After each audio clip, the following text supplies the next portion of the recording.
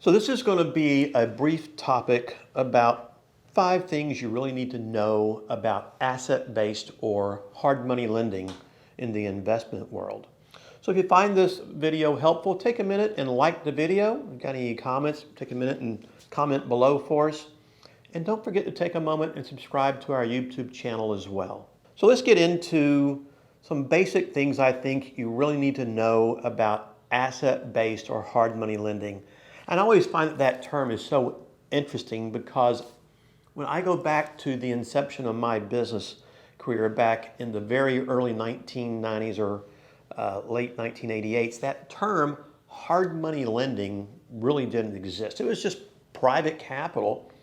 And believe it or not, we used to hunt private capital in this wild thing called a newspaper where they had categories for money to lend or money wanted. And back in the day, before we had the internet and other items like this, it was the way you would advertise to find and locate money other than just going out and having word of mouth and things of that nature out there. And over time, probably in the mid to late 1990s, that term hard money started to filter into the transaction. And really, guys, I find it kind of interesting because it's not hard money, because it's really pretty easy money for the most part, realizing that it's an asset-based loan, not a credit-driven loan. Most of the time, the asset-based hard money lenders are going to look at the property first. They're going to look at the ability of the borrower to handle the repairs, if any, to the property, and their ability to make payments. They don't do what traditional mortgage companies or banks do in analyzing credit and things of this nature, bank accounts, applications, and all those issues. It's a much easier process. And I think the name hard money really just came from the fact that sometimes the interest rates are above what you'd get on a traditional mortgage or a bank loan because of those issues being a non-credit driven loan. And there's a little bit more risk involved in that instance. That's also why most hard money lenders are going to run their numbers in at usually a 70, maybe 75% loan to value based on an after repaired value basis, and they're going to escrow their funds. So that was just a quick little brief overview of some asset-based lending issues that are out there. But one of the things I like to tell investors to start off with is when you're getting ready to deal with your hard money lender, know what your ARV is, your after repaired value. Have a good feel for that. If you're buying the property from a wholesaler, don't trust those numbers. Or from another investor, don't trust the numbers. Do your own numbers. Run your comps. Know what it is, so when you do call your hard money lender, you can talk to them fairly intelligently. Keep in mind, all hard money lenders are going to double check your numbers every time, and it's best to give them as best information as you have available out there. And obviously knowing that number will help you on your back end strategy as well, whether you're going to refinance or sell this property along the way. So know what your ARV is. I think one of the next most important things to understand about hard money lending is we want to know that you know what your repair costs are. Now, if you're a novice in the industry, and I know a lot of investors are, maybe you're doing your first rehab, second rehab, but you haven't done 30, 50, 100 or more, they want to know that you've taken the time to properly investigate what that rehab is. Have you spoken to a general contractor, subcontractors, whatever it might be?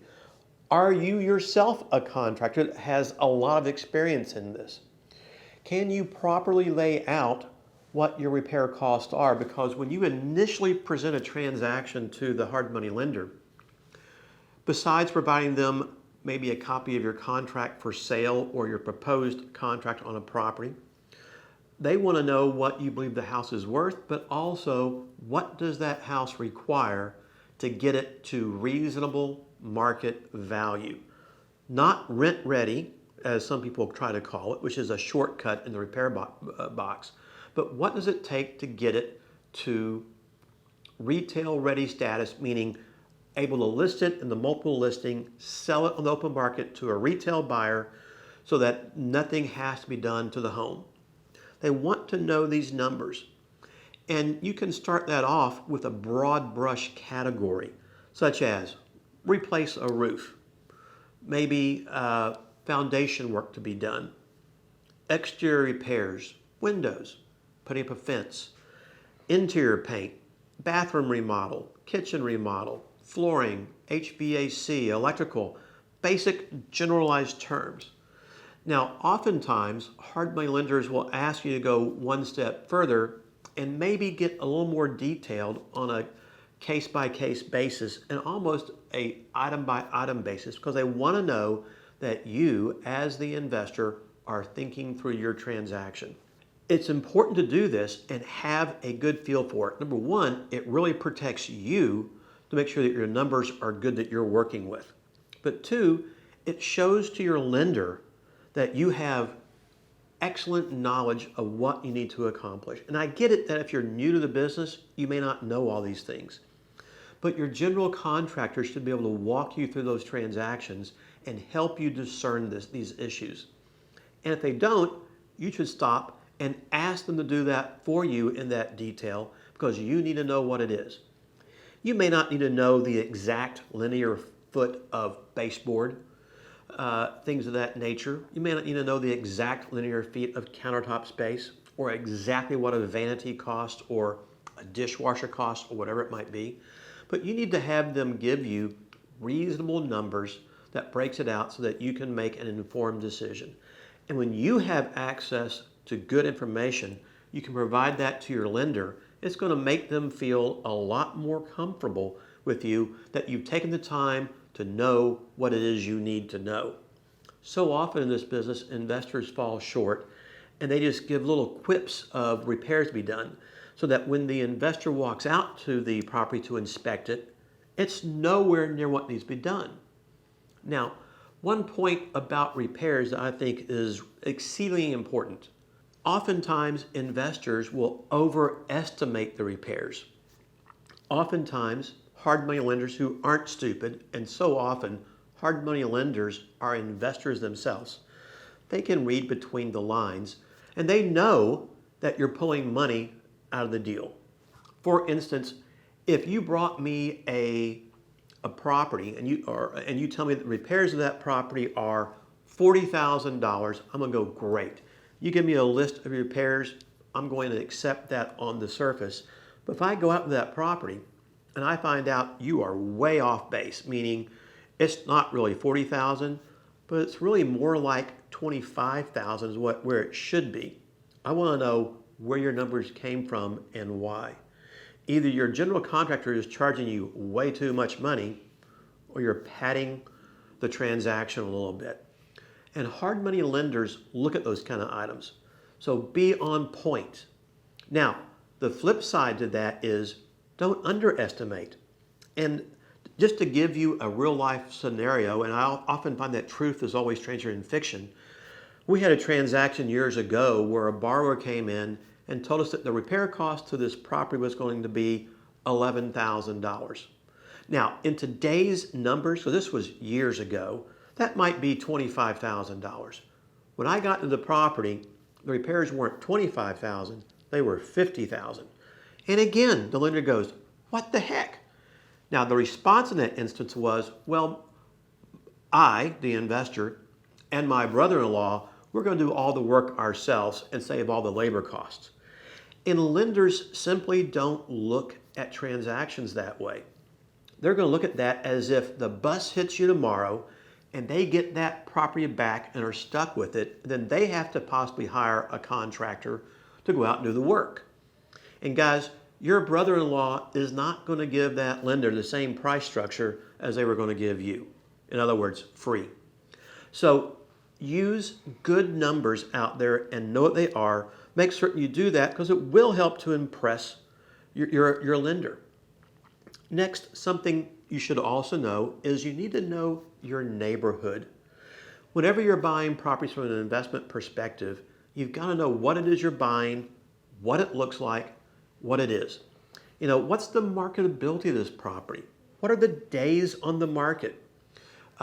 Is it 3 days, 3 months, 6 months, longer? know these things. What is the demographic makeup and the ability for people who live there to refinance that house? In other words, in some areas, it may be 100% of the people who live there have the ability to refinance or to buy and get a new loan to buy that property. Awesome. But other neighborhoods may be only 10% can. And so you need to understand these kind of things because, again, it will help you explain to your investor and hard money lender what it is you're going to be doing with that property. Because these are questions so many hard money lenders ask. So know your neighborhood, know your marketability, understand things of your value out there that will help you know how you're going to structure your deal on that back end. Now, in that same light, the next item I think you need to know is, what is my exit strategy? I often say that so often in the investment world, investors, especially newer investors, their thought process stops at the end of their nose. They get so excited that they get a chance to buy a house, they're not thinking, what's my next step? Besides the repairs, how am I getting out of this deal? How am I going to pay off my lender? Is this going to be a refinance? Maybe. Is it going to be a retail sale? Are you going to refinance it with a small commercial bank or a mortgage company? Maybe a DSCR type lender that works in the investment field. If so, what are those requirements that you need? For instance, if a DSCR lender will lend money between 75 and 80%, what is the loan to value on your property with that lender? How much money you have into it, so that when you refinance it, what will you be pulling back out? But you need to think and have a plan of action in place. Really, I like to tell investors before you buy the property. Yes, you want to buy the property. You need to know what the repairs are. You need to know your marketability, your neighborhoods, and things of that nature. But at the same time, what is my end exit strategy? Am I a fix and flip investor, where I'm just going to retail it and sell it? Or am I a buy and hold investor? And you don't want to mix this around, because when you do that, it slows you down, and time is money in our business. Now, the last thing I like to tell investors is, what are your backup options from that initial exit strategy? So many investors go into a deal with a single option.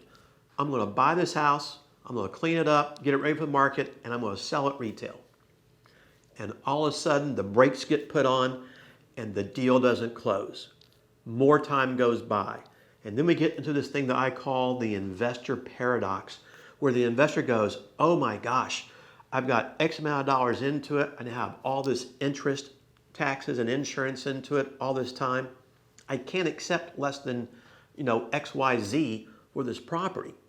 And what happens is they keep getting in over their head, and at the end of the day, they wind up losing the property. That's the last thing you want to do. Find ways and make sure you think through your transaction where you have multiple exit strategies. I know we're all in business to make a profit. That's what we're here for. And hard money lenders really want to see their clients make a profit in most instances. They're not there to take your house back. But you have to understand they want to protect themselves also. And so knowing that you're thinking through your exit strategies is a great way also to help show them that you are a worthy candidate for their loan for the property you want to do. Because if strategy one does not work, and guys, market trends sometimes affect things such as that you don't expect and don't anticipate, what are the backups? Do you have the ability to go and refinance this, let's say, at a small commercial bank? Okay. Do you have the ability to go into the mortgage world or the DSCR world and get a loan? Now, those are all going to be credit driven, and sometimes with your small commercial banks, relationship driven type loans. Have you actually talked to them to know what requirements are, to know that you can do this should you have to?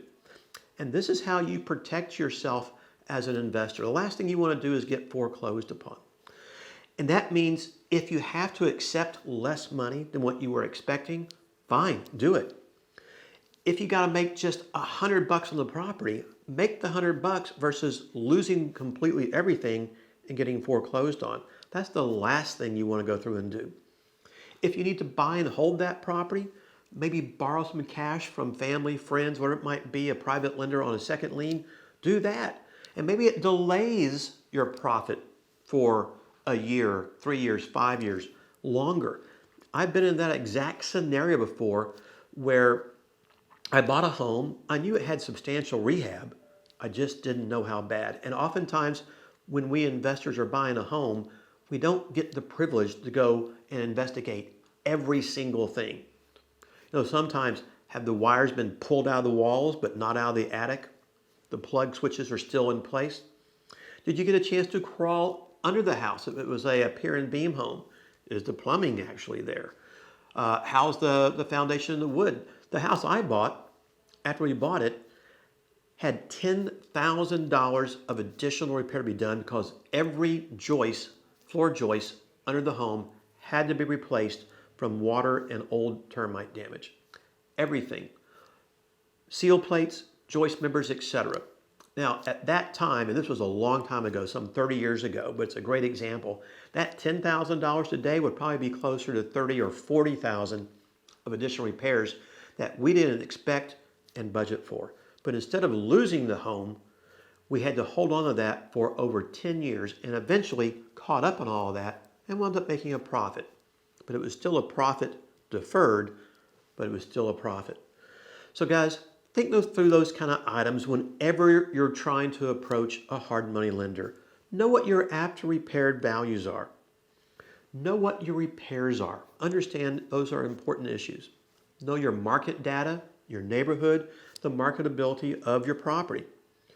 Know what your exit strategies are going to be and your primary strategy so you can properly get that across to your lender.